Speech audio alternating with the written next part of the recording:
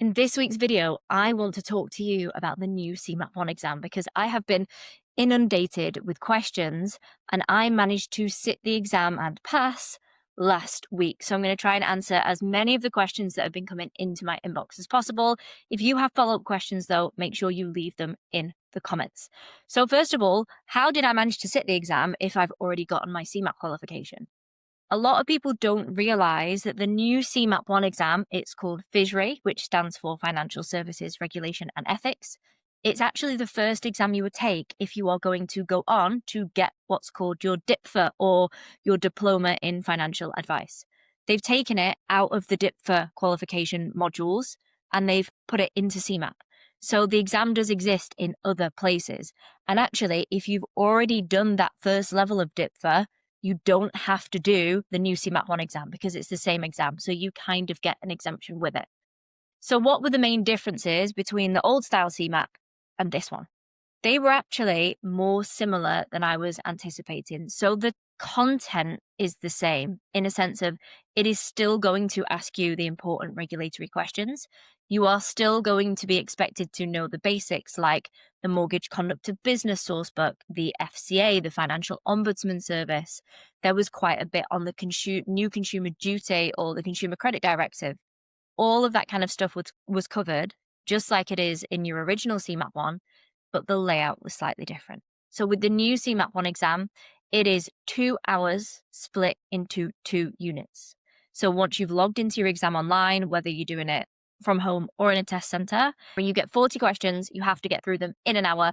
The pass mark is 70% with that. So it's exactly the same as the original CeMAP. There's just 10 questions less. The biggest difference is that you get 25 multiple choice questions, just like the old exam. But the last 15 questions, whilst they are still multiple choice, they're actually based on case studies. So your screen effectively gets split into 2, and on one side you will have a case study, and on the other side you will have a multiple choice question. Now, my biggest hack for this new exam is you don't necessarily need to read the case study to answer the question. Out of the 30 case study related questions I had across both units, there was only one question that I had to actually actively read to be able to answer it. So you have to read the question. You don't necessarily have to read the case study. That is a really big tip. But if you are at a stage where you've been studying for CeMAP for a while, maybe you missed the registration date, I'm here to tell you it's not the end of the world. The material in the new textbook is very similar to the material that was in the old textbook. There were definitely some questions that I got in my original CeMAP exam that came up in the new CeMAP exam. So things like, do you understand the senior managers regime?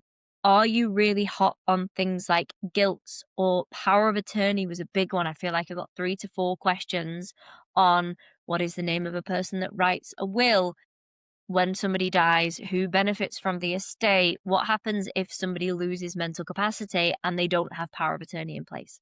All of that kind of stuff came up in Unit 1, and similarly with Unit 2, prison sentences, senior managers and certification regime, competency training, all of that stuff came up in Unit 2, which also used to come up in the old CeMAP 1 exam. So the content is not necessarily different, but the layout is. I hope that's been helpful. Please make sure you leave your questions in the comments if you have any, and I can cover them in the next FAQ video, and I will catch you for the next one.